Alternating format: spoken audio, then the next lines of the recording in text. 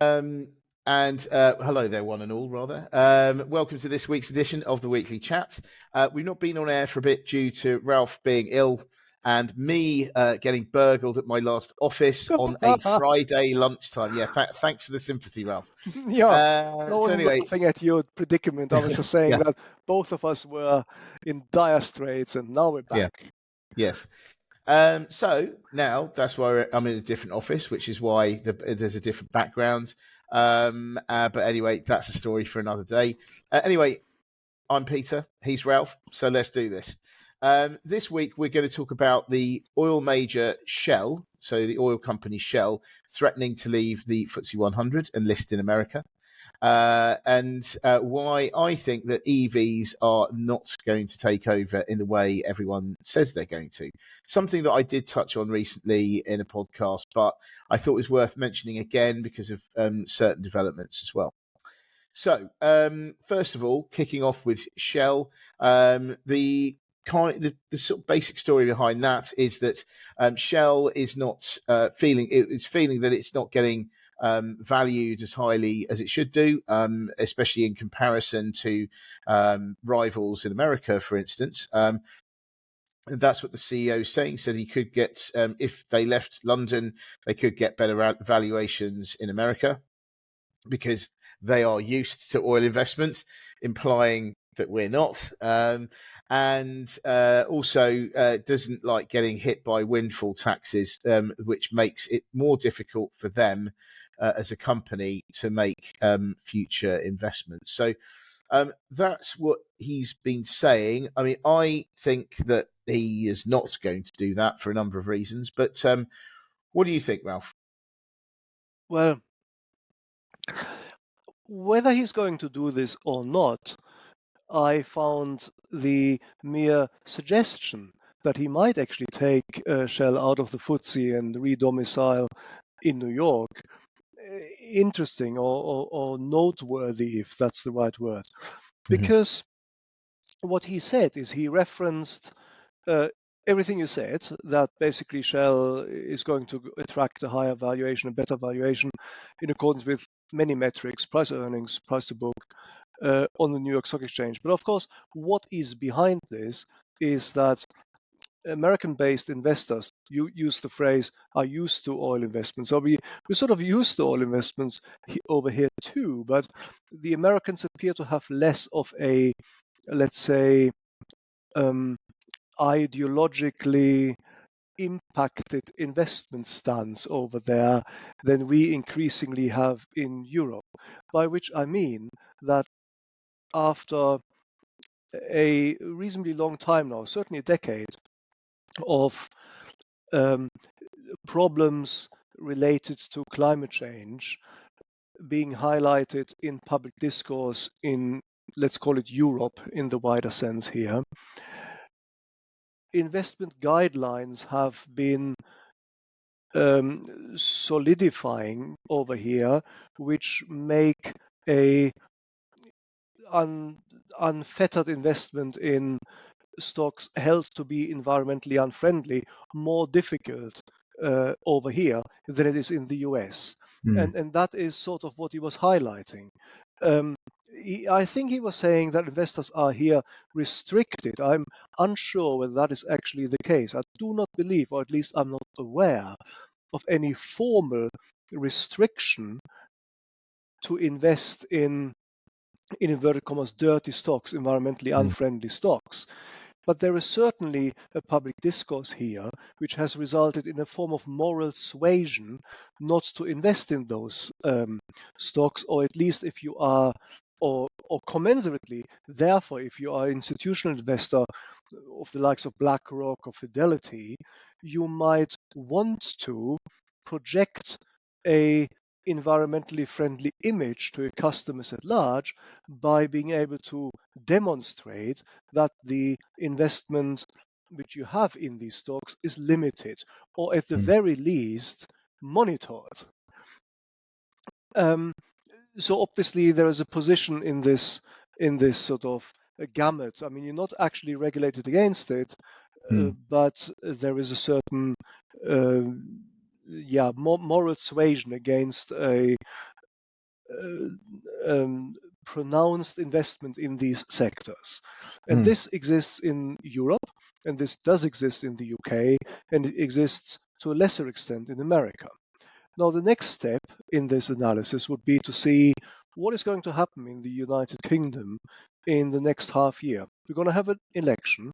I looked up some opinion polls. Apparently, there are only two parties here to vote for, which is Labour and the Conservatives. I didn't find any others which are of note, and it appears as if Labour is somehow in the lead here. I mean, I'm just reporting news. I wouldn't know. And so, to the extent that you might believe that a environmentally friendly policy is perhaps more in the traditional camp of a Labour government than in that of a Conservative government, such concerns, such as they are, would be highlighted rather than dissipated. So, in other words, what I read into this statement is more of a shot across the bow rather than an actual threat to actually leave the FTSE 100. But let's still pause here. The fact that the CEO of the most important, the largest component of the FTSE 100, feels motivated to make the statement that he might actually re-domicile in New York highlights what I would say unintended negative consequences of an overly environmentally concerned stance in the world of investments. I mean, I suppose, to be honest, I'm quite cynical of the whole thing, right? I kind of think that he doesn't want to pay, or no oil company wants to pay windfall taxes. Secondly, I think that he sees the government as being in a weak position at the moment. The LSE, the London Stock Exchange, is also in a weak position at the moment. And he is using this as, it's much in the way that a football manager, although I'm not a fan of football, sorry to offend people, my rugby is my thing. But, you know, much in the same way that a football manager behaves in a ridiculous way in order to shift the attention onto himself, invariably, not herself, but onto themselves. Yeah. I think that they're not performing particularly well, and therefore this is quite an easy time for him to stick the boot in. And he knows that he's not really going to get that much comeback because, and I think that, but then again, you know, the fact that he is making this threat does show that it is possible in theory. But then again, you sort of think, is it though? Because, you know, there was this whole kind of Royal Dutch, you know, this whole dual domicile thing, and that kind of, you know, I don't know. I mean, the domicile was London, you know, so would they really, even if he put it to a vote, would it really get, even if he did, would it really actually happen? But anyway, I think it's just, for my, you know, from my opinion, it's just noise. He's using it as a way to sort of distract from the fact that they're not doing particularly well, and so versus others. And yeah, you know, maybe could do better in America, but it would be a big upheaval, and I don't think it'd be worth it in the end. But yeah, I think you're right. And yet it remains noteworthy that he makes this comment. I haven't actually absolutely heard this type of commentary from CEOs of oil companies pretty much ever, to be honest with you. And the fact, I mean, this is always, it's a little bit, you know, a dark art to actually really say that oil companies in the in the USA attract better stock market weightings because they're averages, and the averages have outliers and all sorts of things. But by and large, it is not a silly statement to make. To the extent that it isn't, it will then, he hopes that it will be heard by the likes of BlackRock and Fidelity, and maybe dilute an anti-oil sector investment stance to the extent that it might be present. So it's a game of politics and a little bit of psychological one-upmanship here, I think so. which is being played. Mm. Especially, there's a practical issue which you already highlighted. I mean, there are two options here. If you really wanted to leave the FTSE, there are two options. One is, in fact, to leave and re-domicile, if that's the right word here, on the New York Stock Exchange, get a listing on the New York Stock Exchange, which would then be the only listing, or to actually have a dual listing.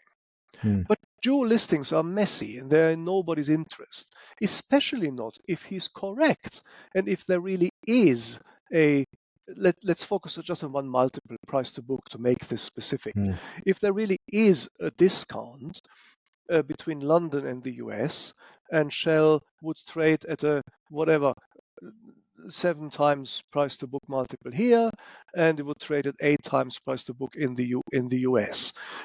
It's not in anybody's interest to actually highlight this particular discount, because then you have a discount between your two trading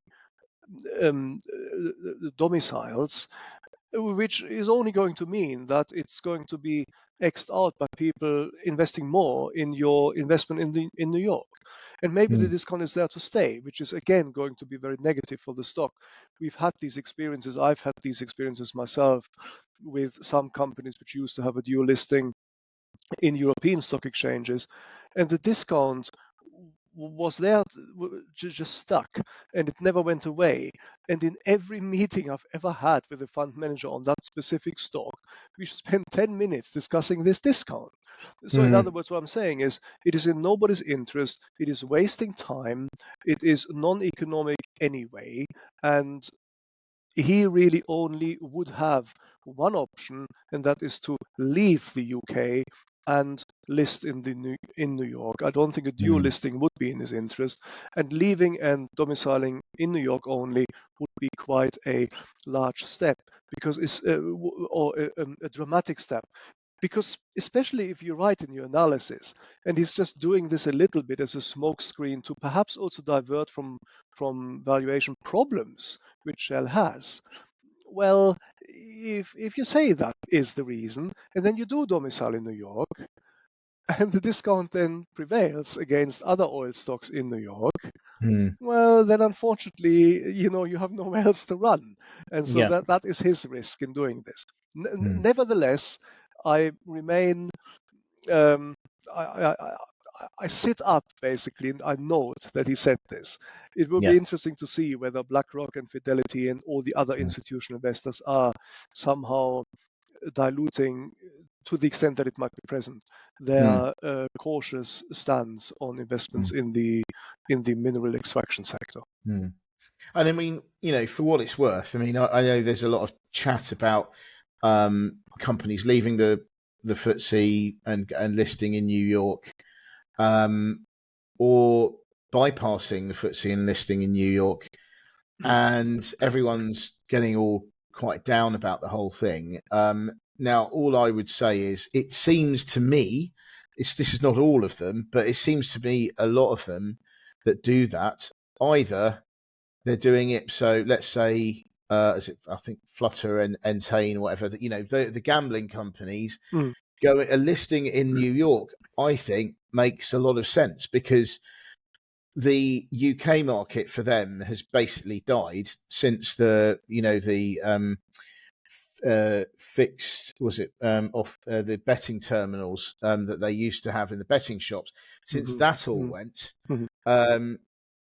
and there's more of a crackdown on gambling generally in the UK, I'd say that that kind of bread and butter business has gone, and to be replaced by sports betting being made legal, increasingly legalized in America, suddenly that they can really grow there, because they have the expertise, the online betting expertise, that they can immediately bring to bear in a big market. And I think that they are doing so. That makes strategic sense, because these companies, like the gambling companies, they're going to where the business is going. And I think there are other companies as well who either by acquisition, like maybe buying a company or reverse acquisition or whatever, the way they've developed, suddenly the majority of their business is in America. And again, it makes sense to go over there. You've then had but so that's fair enough in my opinion. So all of those, that's fair enough. That's not the London Stock Exchange's problem. That's just the way when businesses change. On the other hand, there are stocks that I think have listed in the in New York, and they've been kind of rubbish. So I think was it Alex Chesterman, whatever it was, at Kazoo. I mean, what an absolute disaster that was. And I remember him, leaving and saying, "Yeah, the UK, no one understands this business. It's a load of rubbish." They're all, the whole implication is that London investors are all fuddy-duddy, old people who don't understand new stuff. And then they go off to New York, have a great, 5 minutes in terms of, an IPO that goes well, and then it just blows up in their face because they weren't ready. It turns out they weren't ready for the IPO. Yeah. So it seems to me that there's a lot of companies that come within those camps. So ones that make strategic sense, no problem with that. And then you've got other companies which are rubbish and go over. They're not fully formed. They don't deserve to be IPO'd, and they go over and they blow up in America, as in they literally die in America.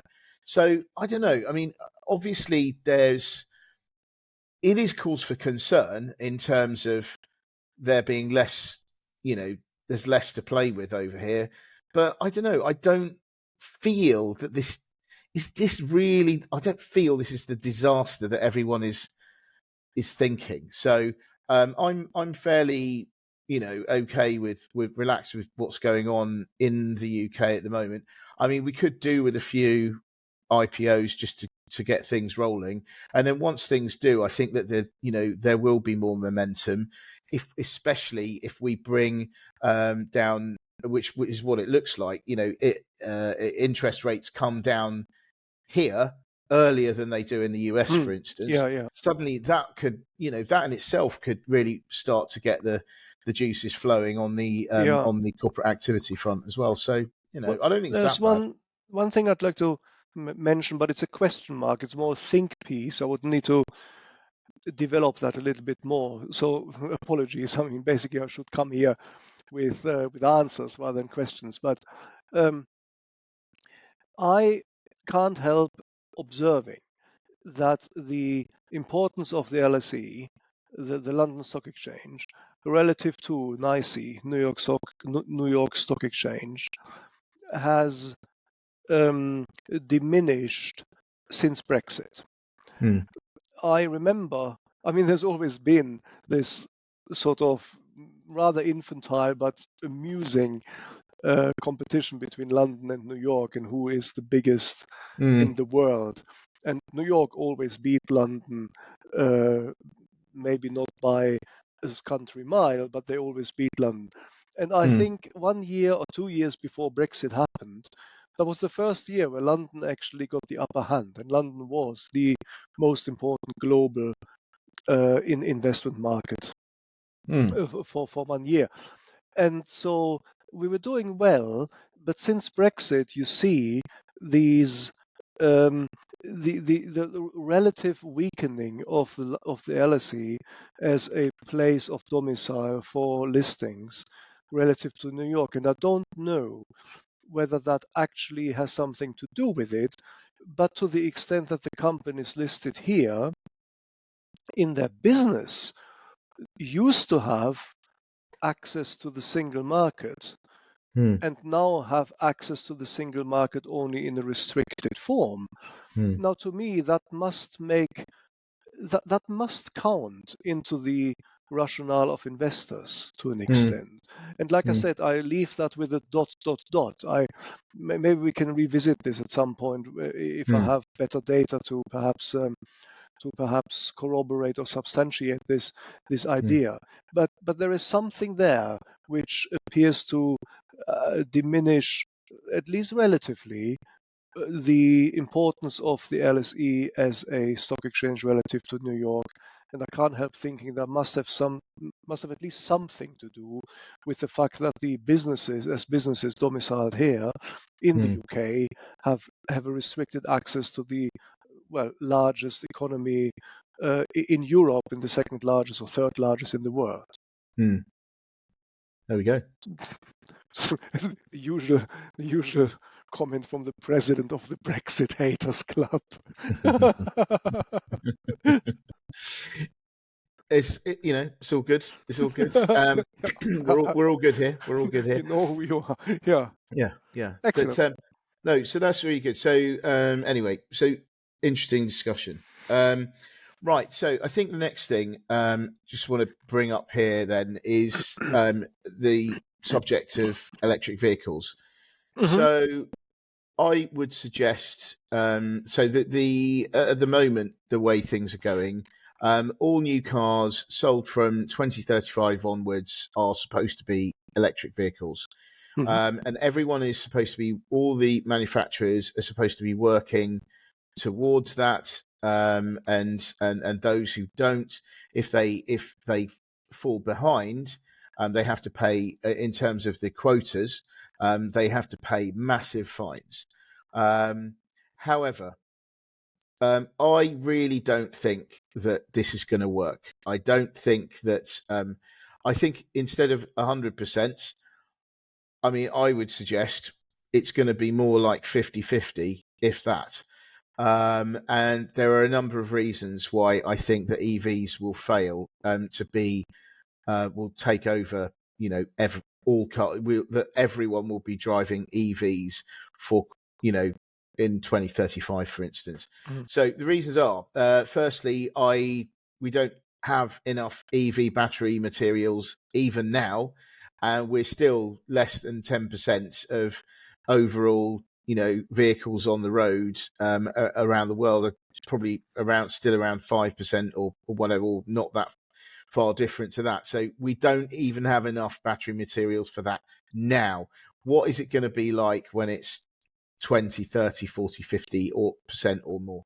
So that's one thing. Secondly, I think that a big electric vehicle take up will put major pressure on the grid, right? So, and I suspect, although this has not been said, but I suspect this is why incentives have either vanished or been reduced substantially, because governments maybe realise that the grid can't cope. And so one way of making sure that things develop slowly rather than quickly in terms of EV take-up is to not subsidise it, because if they subsidise it, you will definitely get more sales. And maybe they think, well, if we did that, actually, we might shoot ourselves in the foot, because they'll get all these cars, and then our grid won't be able to cope with it. So there's that. The third thing is this rapid development of AI that we are seeing at the moment would require even more electricity as time goes on. And I think out of the two, if you were to think, okay, you've got EVs on the one hand and AI on the other, which one is going to be prioritized? I would suggest that it will be AI, because the benefits of AI could potentially be bigger and more widespread. And I think there was an amazingly apt, or maybe I'm reading too much into it, but I think an amazingly apt illustration of that this week. So we've got Blackstone Group, which is buying British Volt's site. So remember, British Volt had this site in Northumberland that was going to be a electric vehicle battery gigafactory, but now Blackstone is buying it for, what was it? So it's 110 million pounds, and it is not going to use it for battery gigafactory. It's going to use it for data centers. So to me, that would suggest that long term they feel that data centers, that you can use for AI, is the way forward, and not electric vehicles. Mm-hmm. The only way that I can ever see electric vehicles becoming really truly mass market is when we have when nuclear fusion becomes a properly viable energy source, because that way the restrictions on generating capacity and stuff will fall away, and our grid will be able to cope with it. One hopes so. So anyway, so those are the reasons. I mean, I'm not trying to offend anyone who drives an electric vehicle. Everyone who drives them that I know loves them, and it's all brilliant. And to be honest, I quite like one myself. But I just don't think we are all going to be driving them within the next 5 to 10 years. But what do you think on this, Ralph? Well, this is surprisingly complex, isn't it? And many-faceted. Let me start with numbers. You guys know I like my numbers. So just a few numbers relating to usage of these various technologies. Yep. So I see here in my all-knowing report, which I consulted, that the global electric vehicle fleet at the moment consumes about 100 terawatt hours of electricity. This is in 2022. So let's call it 100 in 2022. And it's projected to rise to around 1,000 terawatt hours by 2030. So we know the cutoff point here, the political threshold is 2035, by which 100% of new production is planned to be EV. This projection is for 2030. But so that sort of means that in the minds of the people who authored this report, within the next 8 years, let's use round numbers. Within the next 10 years, the projected usage of electricity by electric vehicles is going to multiply tenfold. So that's quite a lot. Now actually it's completely meaningless. It's just a number at the moment. But so let's put this into context and look at data centers. And so I need to get this right now, not telling lies here. So currently the energy usage of data centers, and this is the same year, 2022, is estimated to stand at around 500 terawatt hours. So the comparison is 100 for EV currently, 500 for data centers currently. And data centers are projected to increase. This says by 2026, but let's pretend this is sort of ballpark the same, to around 1,000 terawatt hours. So by now everybody's fallen asleep, of course, as usual when I speak. So I should have some sort of bell here, some sort of football horn to just basically, everybody wake up. Fantastic, excellent. Everybody woke up again. So let me summarize. Oh God, I'm gonna hear everybody here is going. Oh no, he's gonna say it again. Please Yeah. stop, for the love of God. But okay, all right, fine. So I'm laughing about myself here. To summarize, AI and when I say data center, that means AI, everything internet related, not just AI, but everything internet related. So the numbers here include current AI data usage. Data centers currently 500 terawatt hours, in roughly 10 years time projected to double to 1,000 terawatt hours. EVs currently 100 terawatt hours, in 10 years time projected to rise tenfold to 1,000 terawatt hours. So if you add them up, then in 10 years time you have 2,000 terawatt hours electricity consumption by the two sectors combined, and currently you have something like 600 terawatt hours. So the question is the grid going to be able to support that in 10 years time? And in 10 years time, the two combined are still only going to account for about 7 to 8% of world electricity usage. So it is possible that we are going to have grid capacity to do this, but not without the construction of new electricity generating plants. And this is where all this is getting a little bit difficult, of course, because moving back to the data center usage, part of which was AI, the data center usage was relatively stable over a period of 6 years during this study.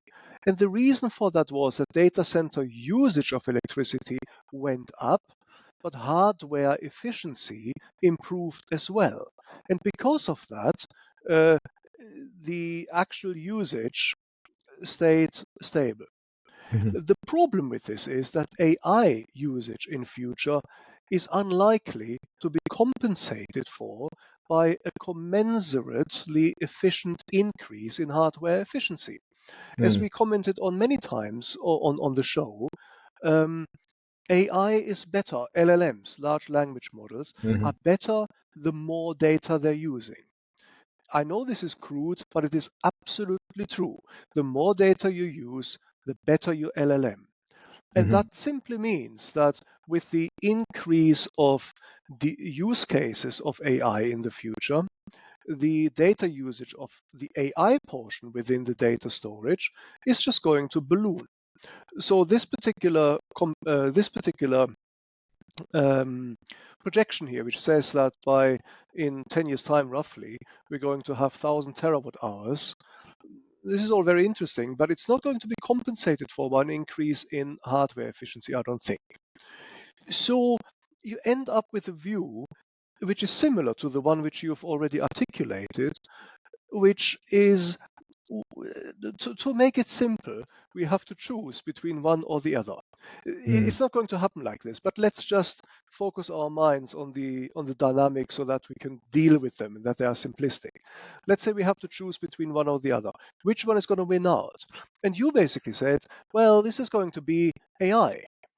But is it? And because when we chatted about this before we came on air, um, I agreed with you, and I still do, but there is at least one other thing which we need to keep in mind, and that is that electric vehicles are going to contribute the uh, um, to the fight against climate change. These electric vehicles, which are projected to come onto the roads, are going to displace something like 10 million liters of diesel and petrol per year, projected out in 2030. And the question now is, which lobby is going to be more powerful?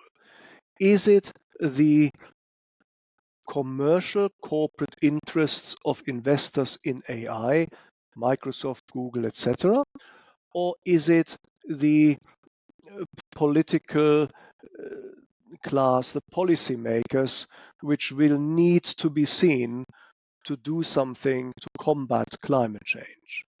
And Mm. so I still would believe that it is probable that AI is going to win out if there was such a dualism. Mm. But the reality of it is probably going to be messy, that Mm. we're going to end up indeed with a slowdown in the development of electric vehicle take-up, um, and a further acceleration of development of AI. Mm. And we can only have both in my simplistic world here, which I deliberately keep simplistic, otherwise we will never understand anything. So in my simplistic world, uh, this is going to be offset only by an increase in electricity generating plants, which for now, before we have the magic white knight of fusion technology coming in, which for now is going to have to be resident in current political plans, policy plans to get more nuclear modular reactors, nuclear power plants, and of course also wind and solar energy Mm. um, online or contributing to the grid. So I Mm. think I think the reality is going to be that in the end we're going to have something materially less than the currently targeted 100% take-up of EVs by 2035. It's going to be 50%, maybe, who knows? Mm. But I think all I want to articulate is that the slowdown, which I also expect, is going to be not as clear cut as the one which we outlined, because there will be the element that the that the national grid is already quite supportive of an increase of demand from electric vehicles, and there will Mm. be the offsetting impulse from policymakers who know full well that they're going to be judged on how well they're doing in order to combat climate change. Mm.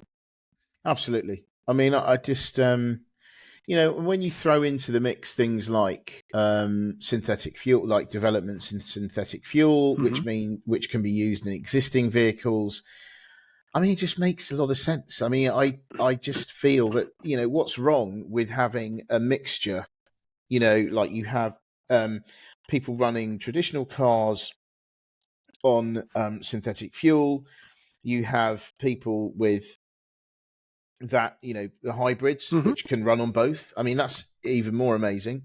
And then you've got, and then you've got pure electric vehicles. And you have hydro Yes, that's right. Yes. as well. Yeah. Yeah. And again, you see, you can still have petrol stations. You don't have to rip all of them up. So you can still have petrol stations. You can still have service stations. That the infrastructure that has been there can be used. Mm. It's not like it has to be ripped out or completely changed. No. You can change these things over time. And I think that is a better, I mean, ironically, I think that's actually, surely that's better for the environment than just like sweeping everything out. But I don't know. It's just a feeling. Yeah. I just feel that a mixture, a bit of old and young, a bit of the cutting edge and the existing, and the refinement of the existing technology, I think is a more realistic way forward than just sort of chopping off what we've done already and then going forward with just electric. Yeah, it seems to me as if the future is indeed going to be, as always, more messy than we were sort of expecting it to be. At some point, I Mm. think naively, I thought electric vehicles, that's going to be the answer to the issue, and given a phase out of existing petrol cars in whatever 50 years time, everybody is going to be driving around in electric vehicles. Mm. But in 50 years time, the reality is probably going to be that we still have some old petrol cars on the roads. We're going to have hydro. We're going to have EVs driven by different types of, not driven, but equipped with different style of batteries, and and and all of this, of course, needs to be supported by an infrastructure, a fueling infrastructure. Some of it is going to be the old petrol, some of it is going to be new hydrogen fueling capacity. Then you have EV charging stations everywhere. So I think the future, the transition period, is going to be a lot more messy, a lot more diversified, a bit of this, a bit of that, Yeah, I before think so. some technology is, or one technology is going to become dominant. And Mm. to be honest with you, I feel like listening to myself, I feel as if I'm sort of spurning trivia, because that's the sort of thing which can be expected. This is always what happens in a transition period from one technology or one paradigm to the Mm. next, during which we are not quite sure which one is going to win out as the most commercially viable, as the most environmentally friendly, and as the most, let's say, operationally implementable, if that's still a word, by which I mean, where do you put the fuel stations? Are they easy to supply, etc., etc. Mm. And just as another passing thought on this, and links back to an episode we did on hydro. Yes, of course, just to remind everybody, yes, hydro is of course also beset with its own problems, yes, because it needs to be manufactured. It doesn't grow on trees. It has to be split out. Yeah, great.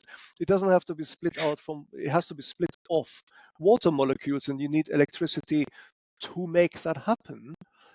But as we highlighted in the recent episode, now we get the gold rush towards natural hydrogen, white hydrogen. If you guys remember the chromatic scale, there's all sorts of things: white, black, blue, turquoise, pink hydrogen. White hydrogen is the naturally occurring hydrogen in the ground. So nobody's been prospecting for this because it wasn't commercially viable or interesting to do that. But now that we're entering into this area or into this era of viable,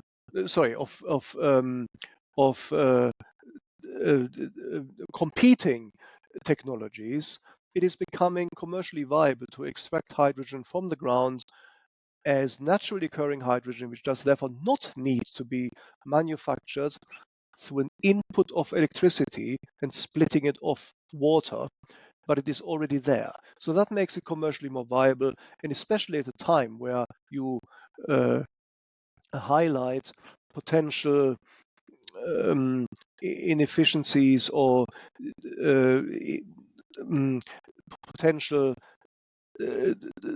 what's the word, limited capacity of the national grid. Hydrogen cars, I think, are becoming more of a viable alternative, and again are therefore going to be added to the gamut of possibilities here. Fair enough. I mean, as usual, Ralph, I think we've we solved the world's problems. Yes, we've one by one. exhausted the problems and our listeners. Yes, exactly. Yeah. So yeah, so good. I mean, we've achieved so many things all in one session. So anyway, as always, Ralph, thank you very much for your contributions. Missed you terribly. So anyway, hopefully we can come back again next week. And just thank you for everyone listening to us, and really appreciate it. And we will be back again very soon. So many thanks. We will be back. Absolutely. Thanks, guys, for listening. Great. Wonderful. Brilliant. Bye. Cheers. Bye.